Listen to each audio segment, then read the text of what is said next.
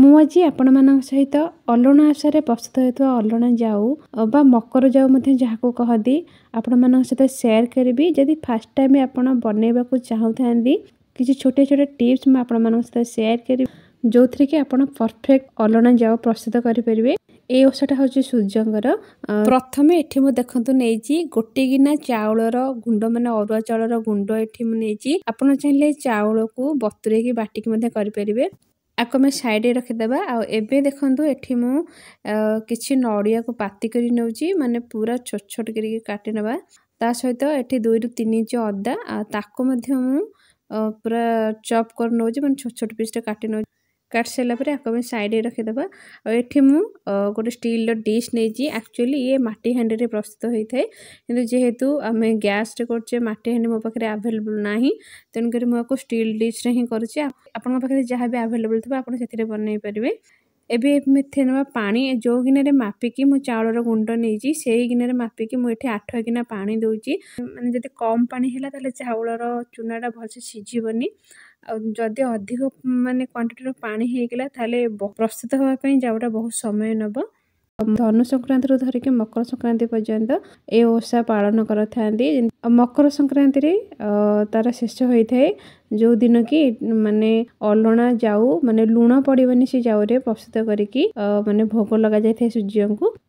ସେଇ ଅନୁସାରେ ଦେଖିକି ଆପଣ ପାଣିର କ୍ୱାଣ୍ଟିଟି ଅଧିକ ପରିମାଣରେ ନେବେ। ନଡ଼ିଆକୁ ପକାଇ ନେବା। ଗ୍ୟାସ୍ର ଫ୍ଲେମ୍କୁ ହାଇ ରଖିବେ।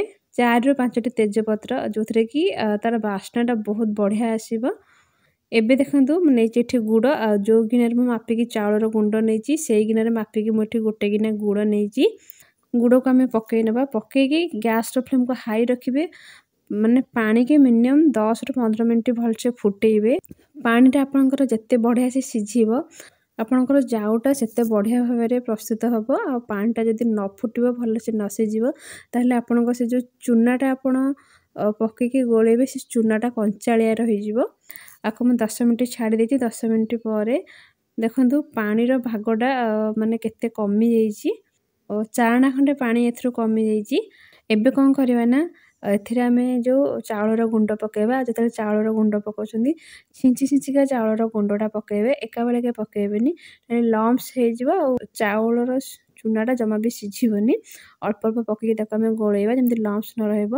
ଆଉ ଏଇ ସମୟରେ ଗ୍ୟାସ୍ର ଫ୍ଲେମ୍କୁ ଲୋ ରଖିବେ। ଲୋ ରଖିକି ଆକୁ ସେଇ ମାନେ ଧିମି ଆଞ୍ଚରେ ବା ଲୋ ଫ୍ଲେମ୍ରେ ବସେଇକି ଆକୁ ଆପଣ ଘାଣ୍ଟିବେ ଭଲସେ ଯେପର୍ଯ୍ୟନ୍ତ ମାନେ ଆପଣଙ୍କର ଯାଉଟା ବହଳିଆ ନ ହେଇଛି।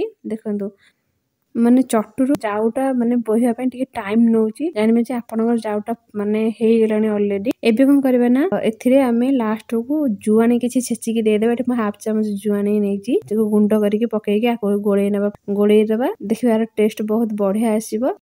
ଏବେ ଦେଖନ୍ତୁ ଆର କନସିଷ୍ଟେନ୍ସିଟା କେତେ ବହଳିଆ ଆସିଛି ମାନେ ଚଟୁରୁ ଜମା ବି ତଳକୁ ବୋହୁନି। ଏଇ ଟାଇପ୍ର ହେଲା ପରେ ଗ୍ୟାସ୍କୁ ଆପଣ ବନ୍ଦ କରିନେବେ। ଆଉ ଯେତେବେଳେ ବି ଘାଣ୍ଟୁଛନ୍ତି ଏଇ ଟାଇପ୍ର ଚଟୁ ହିଁ ଯଦି ବ୍ୟବହାର କରିବେ ବହୁତ ଭଲ। ଯାଉକୁ ଜମା ବି ତଳେ ଲଗାଇ ଦେବେନି, ଲଗାତାର ତାକୁ ଘାଣ୍ଟିବାକୁ ପଡ଼ିଥାଏ। ଏବେ ଦେଖନ୍ତୁ ଗ୍ୟାସ୍ର ଫ୍ଲେମ୍କୁ ମୁଁ ଅଫ୍ କରିନେଲି। ଅଫ୍ କରିକି ଆକୁ ଗୋଟେ ବେଲାକୁ ମୁଁ କାଢ଼ି ନେଉଛି। ଆକୁ ଥଣ୍ଡା ହେଲା ପରେ ଖାଇବେ ତାର ମଜା ଆପଣ ପାଇବେ। ଖାସ୍ କରି ତ ଠାକୁରଙ୍କ ପାଖରେ ପ୍ରସାଦ ରୂପରେ ଭୋଗ କରାଯାଏ କିନ୍ତୁ ଆମେ ଯେହେତୁ ଘରେ ବନାଉଛେ ଆପଣ ଚାହିଁଲେ ଲୁଣ ମଧ୍ୟ ଏଥିରେ ଆଡ଼୍ କରିପାରିବେ। ଆକୁ ମୁଁ 2 ରୁ 3 ଘଣ୍ଟା ରଖିଦେଉଛି ଥଣ୍ଡା ହେବା ପାଇଁ। ଥଣ୍ଡା ହେଲା ପରେ ଦେଖନ୍ତୁ ମୁଁ ସେ ବେଲାକୁ ଗୋଟେ ପ୍ଲେଟ୍ରେ କାଢ଼ୁଛି। ପୁରା ମାନେ କେକ୍ ଟାଇପ୍ର ହିଁ ଦେଖାଯାଉଛି। ଆଉ ଲୁଣ ପଡ଼େନି। ଆପଣ ଟେଷ୍ଟ କରିବେ, ଲୁଣ ନ ପଡ଼ିଲେ ବି ତାର ଟେଷ୍ଟ ବହୁତ ବଢ଼ିଆ। ଦେଖନ୍ତୁ କାଟି ବି ହେଇଯାଉଛି କେକ୍ ଟାଇପ୍ର। ଯେତିକି ଜାଣିଛି ଆପଣମାନଙ୍କ ସହିତ ସେତିକି ସେୟାର କରିଛି। ଯଦି ଆପଣ କିଛି ଜାଣିଥିବେ ମୋତେ କମେଣ୍ଟରେ ଲେଖିକି ନିଶ୍ଚିନ୍ତ ଜଣାଇବେ। ରହୁଛି, ପୁଣି ଦେଖା ହେବ ନେକ୍ସଟ ଭିଡ଼ିଓରେ।